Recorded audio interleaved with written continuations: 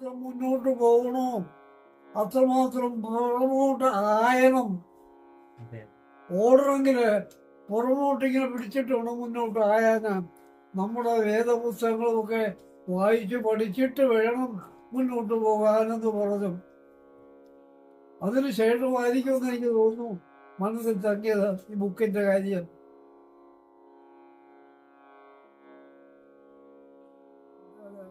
ഈശ്വരനാണോ, ദിനേശനാണോ, ഗണേശനാണോ, ദൈവമാണോ, വലിയ വലിയ പരിശ്രമം ചെയ്യുന്ന ഈശ്വര ശക്തിയാണോ, വിളിച്ചാൽ പോലും കേൾക്കാത്ത, നമസ്കരിച്ചാൽ കേൾക്കാത്ത, വിളിച്ചാൽ വരാത്ത, എത്ര പരിശ്രമിച്ചാലും വരാത്ത ആ ഈശ്വരൻ ഇതാ ഒരു ചെറിയ പാത്രത്തില് കുറച്ച് ഓരൊഴിച്ചു കൊടുത്തു ഒന്ന് കഴിക്കുന്നു.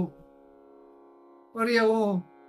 ചാച്ചു പേർ രാജന ചായ ഈ ശകലം മോരൊഴിച്ച് ഒരു പാത്രം അവിടെ വെച്ചപ്പോ പാലാട്ടിക്കൊണ്ടുവരുന്ന പട്ടിയെ പോലെ അവിടെ വന്ന കണ്ണൻ അവിടെ കിടക്കുന്നു രാധയുടെ ഇടയ്ക്കനെ. അങ്ങനൊരു കവിത സൂര്യസാഗറിനകത്തുണ്ട്.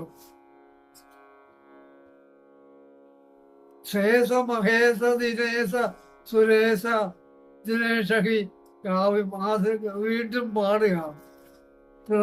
കാവൈ നിരന്തര കാവൈ എന്ന് പാടിയിട്ടൊന്നും ഈ പറഞ്ഞ ജപിച്ചിട്ടൊന്നും കൈ വരാത്ത ഈ കൃഷ്ണനുണ്ടല്ലോ, ഈ കൃഷ്ണൻ ശകലം മൂലനും ചിരട്ടയ്ക്കകത്തെടുത്ത് വെച്ചപ്പോഴത്തേക്ക് എന്തോ വേണമെങ്കിൽ ചെയ്യാമെന്ന് പറഞ്ഞിട്ട് ഇവിടെ വന്ന് കിടക്കുന്നു ഭൂമികമാരുടെ അവിടെ. അങ്ങനെ ഒരു കഥയുണ്ട്, സൂര്യസാഗർ.